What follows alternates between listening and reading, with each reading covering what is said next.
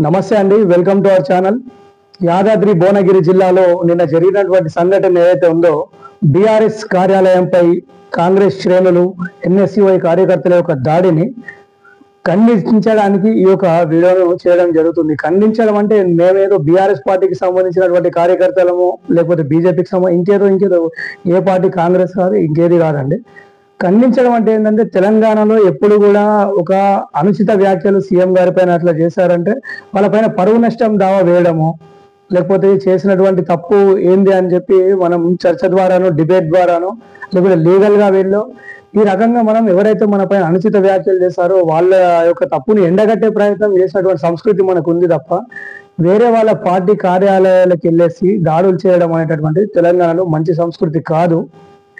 ఈ యొక్క కంచర్ల రామకృష్ణారెడ్డి అని చెప్పేసి ఎవరైతే యాదగిరి భువన జిల్లాకు సంబంధించినటువంటి జిల్లా అధ్యక్షుడు ఉన్నారో ఆయన ఏదో అనుచిత వ్యాఖ్యలు చేశారట రేవంత్ రెడ్డి గారి పైన. ఆయన అలా చేయడం, మరి ఈ రాజకీయాలు అన్నాక ఒక పార్టీ పైన ఒక పార్టీ వాళ్ళు దుమ్మెత్తి పోసుకోవడాలు, తిట్టుకోవడాలు ఇవన్నీ సర్వసాధారణమైనటువంటి విషయాలు.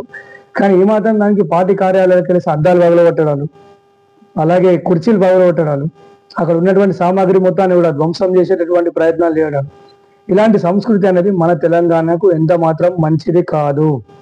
నేను ఈ యొక్క ఆలోచనతో ఈ యొక్క వీడియో చేయడం జరుగుతుంది తప్ప, నేను ఏ పార్టీకి సంబంధించినటువంటి మనిషిని కాను. మనకి ఇలాంటివి అవసరం అంటే పబ్లిక్ తరఫున ఎవరు మాట్లాడద్దు అని చెప్పేసి ఉండదు కదండి. అంటే ఈ పార్టీ వాళ్ళు మాత్రమే మాట్లాడాలి, మా పార్టీ కార్యాలయాన్ని ఎందుకు బయటకొట్టారని చెప్పి వాళ్ళు అడగాలి, మా లీడర్ల పైన ఇలాంటి మాటలు మాట్లాడితే ఇలాంటి దాడులు ఇంకా జరుగుతాయని చెప్పేసి వాళ్ళు మాట్లాడాలి. ఇలాంటివి వద్దు.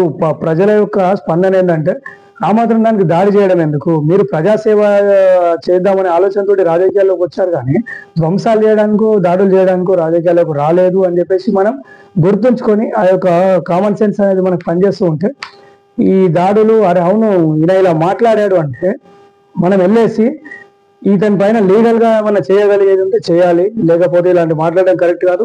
కౌంటర్కు రీకౌంటర్, ఎన్కౌంటర్ మీరు ఇంకేదో చేసుకొని అలా చేయాలి తప్ప మీరు ఇలాంటి దాడులు చేయడం అనేటువంటి సంస్కృతిని పెంపొందించకండి. ఇది నాకు తెలిసి రేవంత్ రెడ్డి గారికి ప్రభుత్వం వచ్చిన తర్వాత ఇది మొదటి దాడి అనమాట.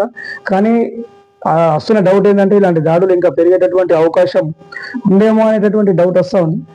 కాబట్టి మొదట్లోనే తుంచేసుకుంటే బెటర్ అని చెప్పేసి నేను వీడియో చేయడం, ఒక సజెషన్ ఇద్దాం. దాడులు వద్దు, ఏదైనా ఉంటే రాజకీయంగా ముందుకెళ్ళండి, ఏదంటే లీగల్గా ముందుకెళ్ళండి తప్ప దాడులు చేసే సంస్కృతి మనకు అంత మంచిది కాదు. Thank you very much.